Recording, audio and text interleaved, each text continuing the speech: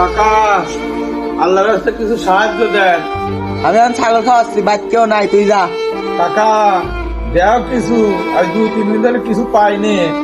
না তুই তো ছাড়বো না নে, দেখ ঘরের ভিতর ফ্রিজ আছে, ফ্রিজে গেলে দেখ লাল বালতি আছে, বালতিতে চাল আছে, লিগা যা। ওয়াও,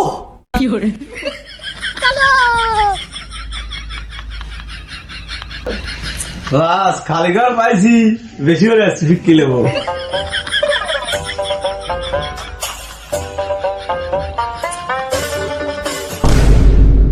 খালি ঘর পায়া মুখ চাল না সব লিয়ে লিছিস দে।